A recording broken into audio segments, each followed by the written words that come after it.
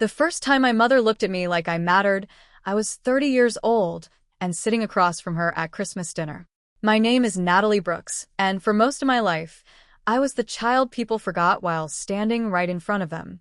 That night, the dining room smelled like roasted turkey, cinnamon, and the perfume my mother wore every holiday. The television played football in the background. My father was carving meat. My brother Ethan was telling another story about a business deal that had not happened yet. And my mother, Linda Brooks, was smiling at him the way she always did. Proud. Hopeful. Certain. I sat quietly, passing the mashed potatoes and wondering why I still came home after all these years. Then she turned to me. That soft smile appeared on her face. The one I had known since childhood. The smile that said she had already decided who I was.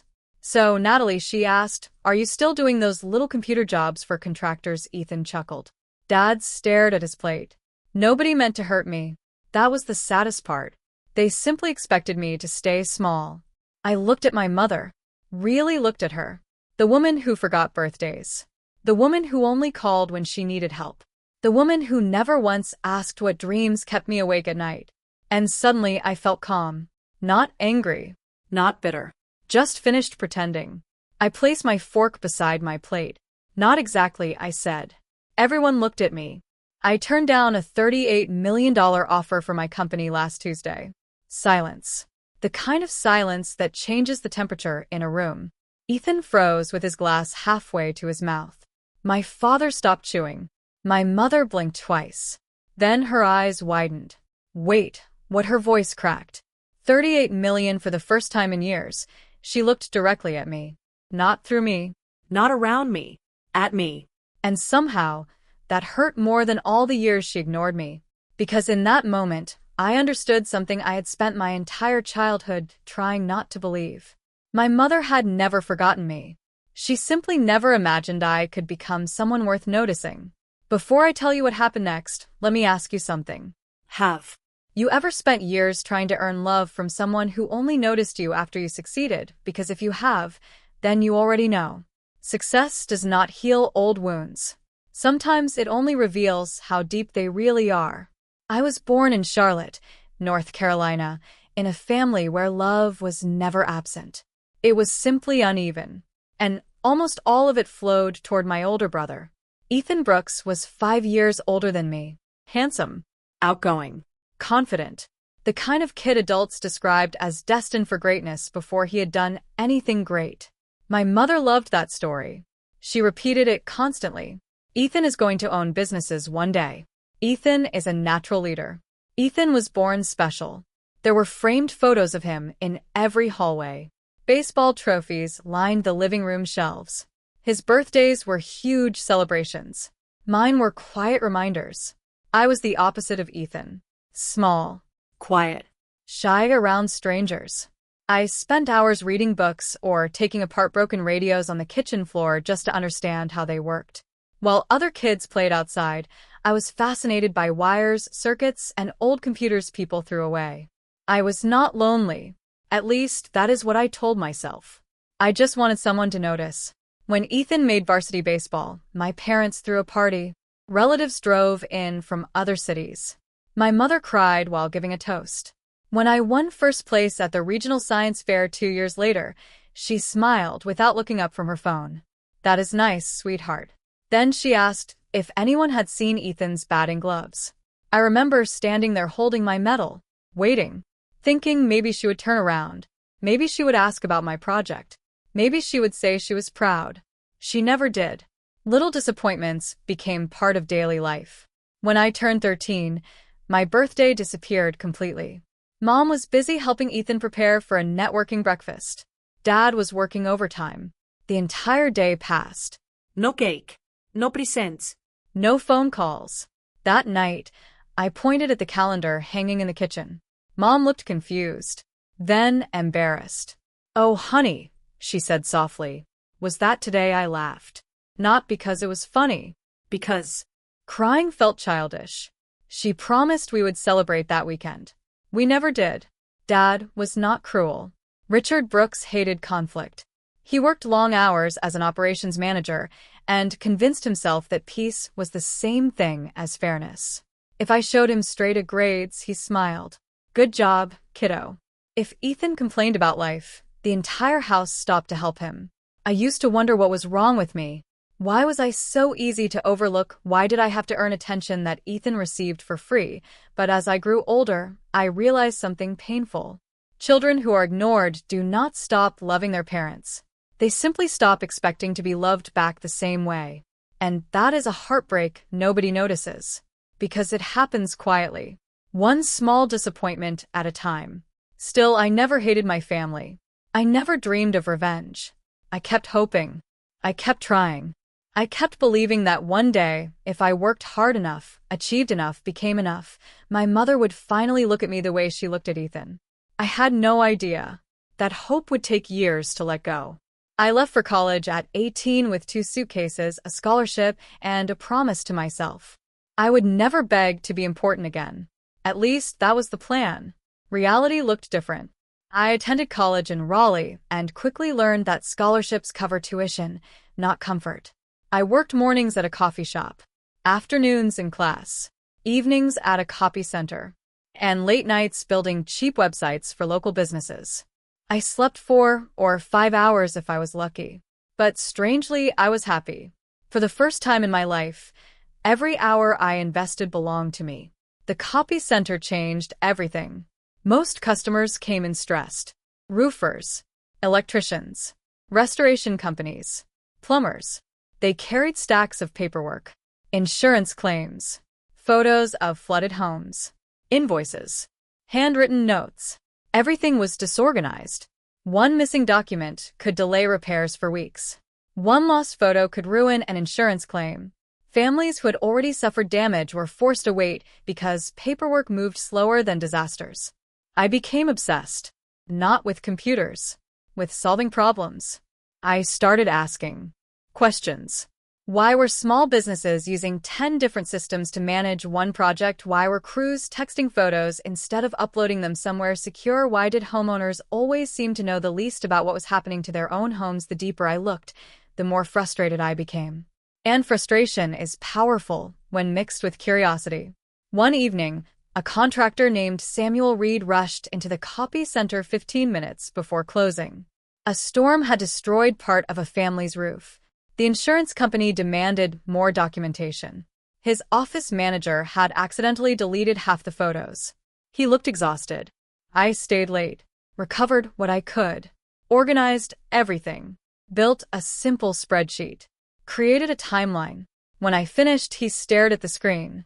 Natalie, he said quietly, you just saved me 2 days of work. I charged him $50. He handed me $100. Then he told his friends. Soon I had more clients. Then more questions. I spent weekends studying databases, watching tutorials, learning automation, reading about machine learning and artificial intelligence. My roommates thought I was working too hard. Maybe I was. But every new skill felt like laying another brick in a bridge leading away from the life I had always known. Mom never understood. Whenever I called home excited about a new idea, she interrupted. Ethan just met a great investor. Ethan is thinking about real estate. Ethan is going places. Eventually, I stopped sharing.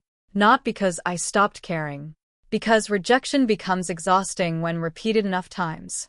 One night, after Mom spent 20 minutes asking if I could redesign Ethan's website for free, I sat alone in my dorm room. The phone still warm in my hand. And something changed. I stopped trying to prove I mattered. I stopped waiting for permission. I stopped hoping somebody would finally choose me. Instead, I chose myself.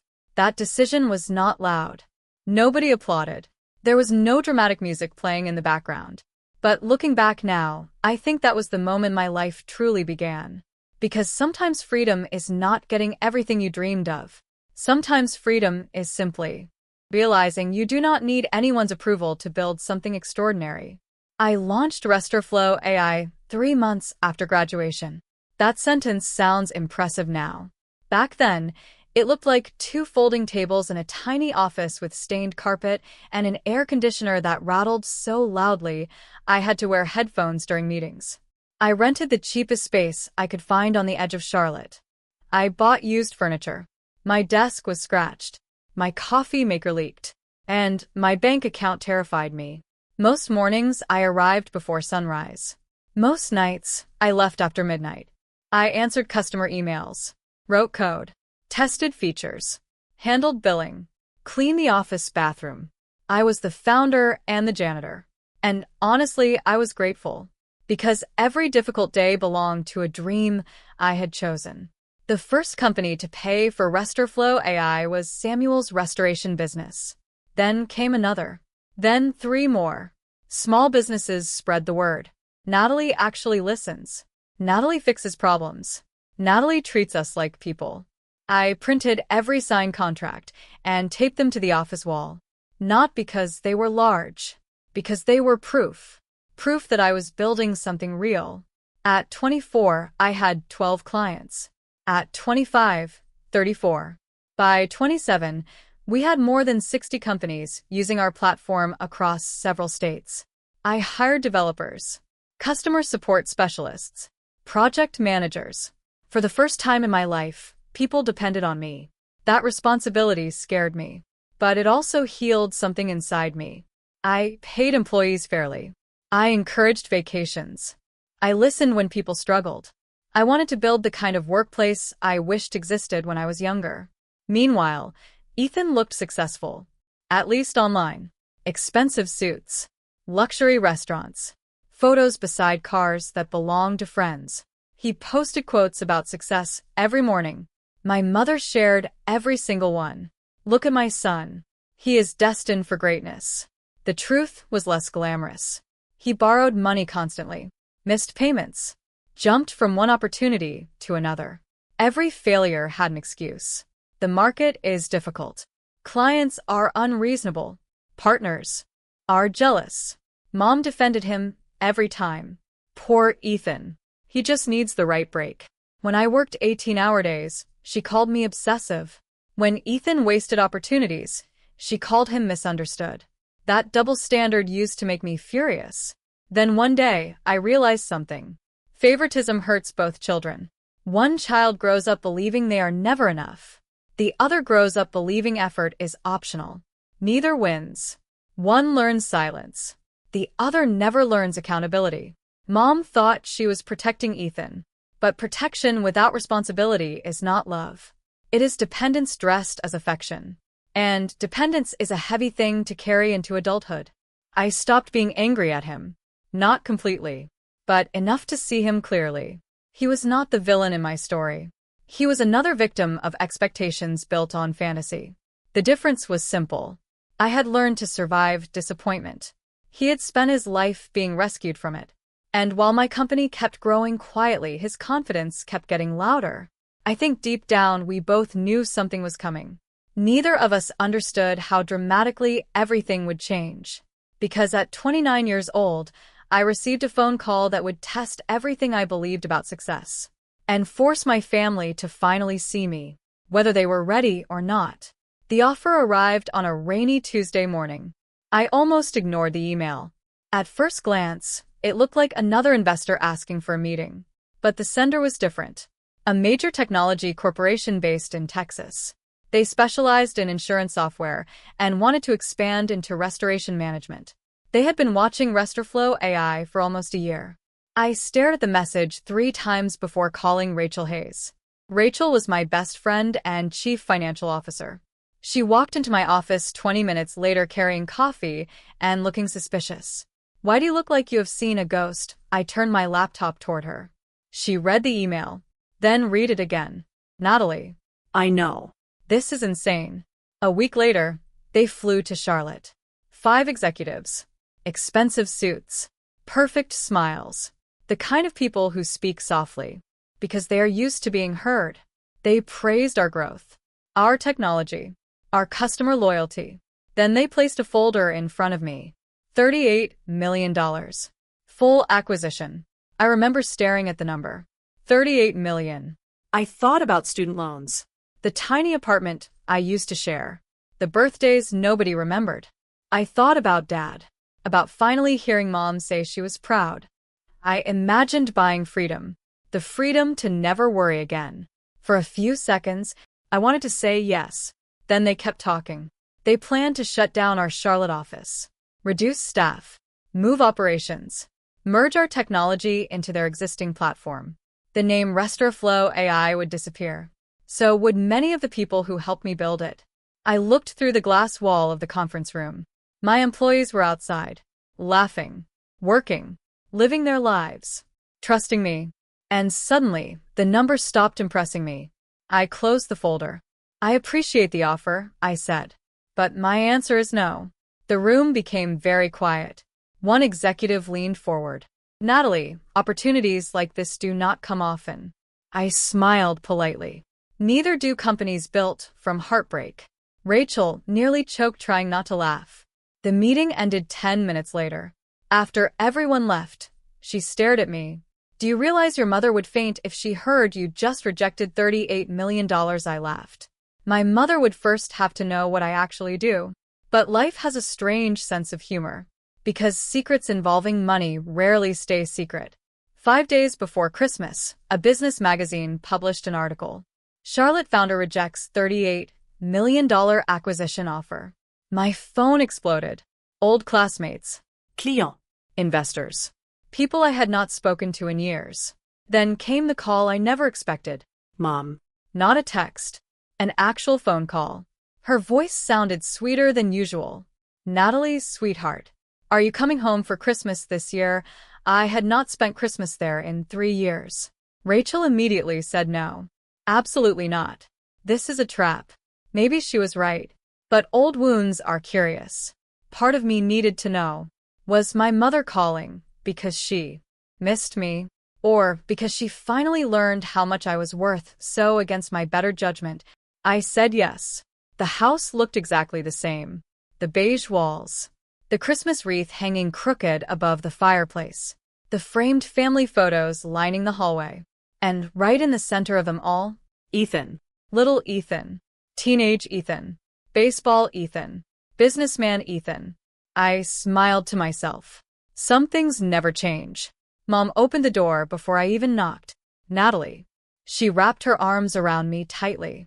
Too tightly. Then she stepped back and looked me up and down. You look successful. Not beautiful. Not happy. Successful. I almost laughed. Dad hugged me quietly. His hugs always felt like apologies he never learned to say out loud. Ethan walked in from the kitchen. Expensive sweater. Perfect hair. The same confidence he had worn since high school. He smirked. Heard you have been busy. I nodded. So have you. He smiled. Not quite sure if I was teasing him. Dinner started normally. Turkey. Sweet potatoes. Green beans. Football playing softly in the background. Mom spent most of the evening praising Ethan. A new business opportunity. A wealthy client. A property deal that was almost finished. Everything was almost.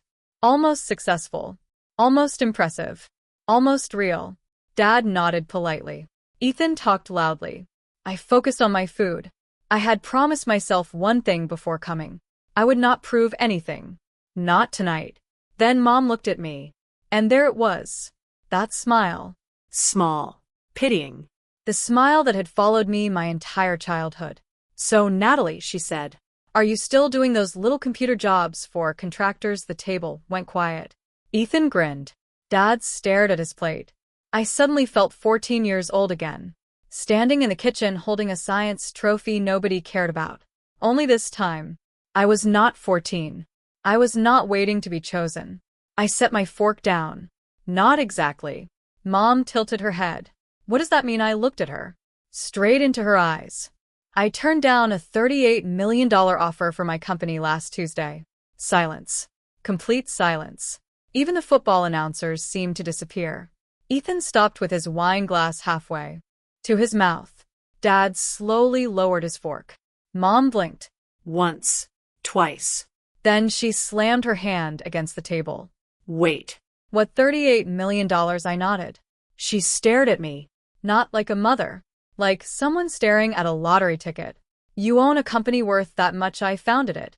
Her mouth fell open. Dad looked pale. Ethan laughed nervously. No offense, Nat, but investors throw crazy numbers around all the time. I shrugged. This was a signed acquisition offer. I rejected it. His smile disappeared. Mom leaned closer.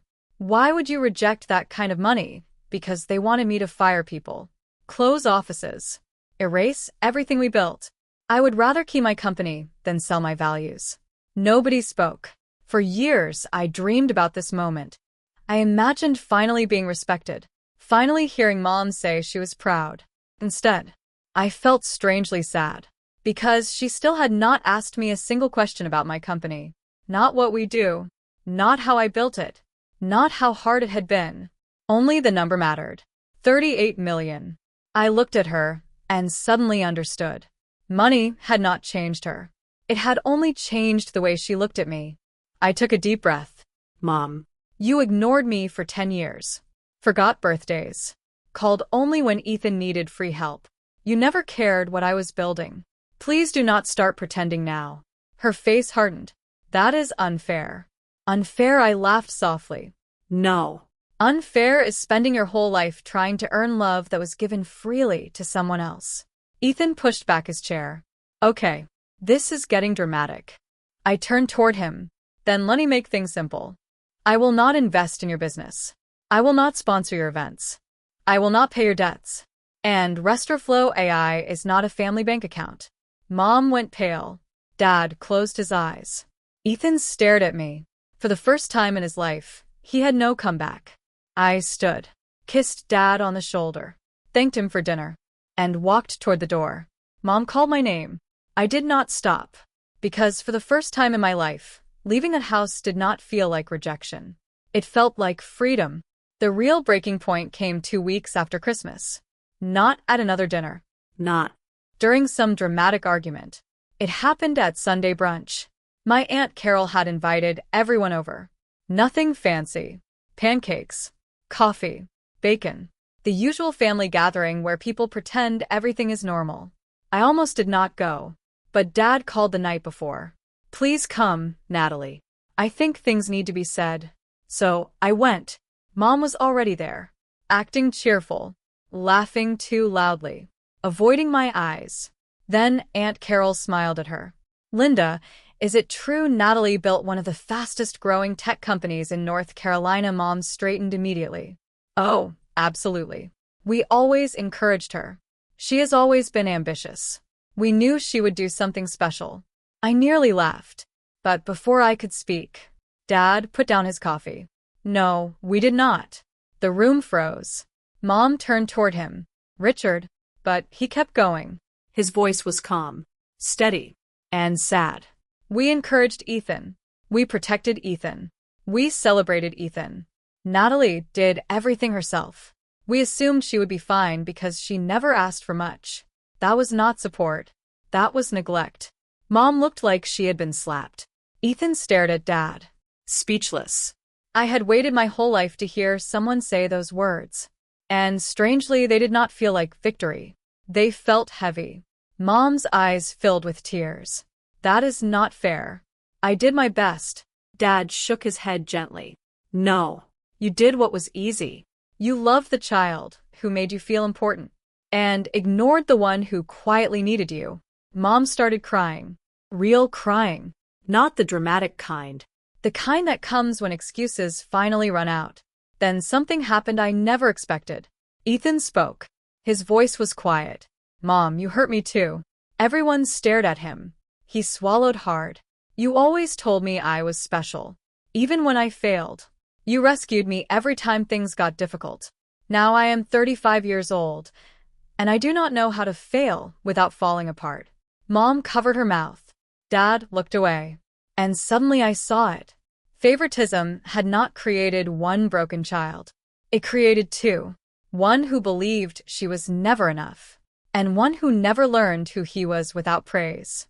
I looked at my family, at all the years we lost, and, for the first time, I did not want revenge. I wanted truth, because truth hurts.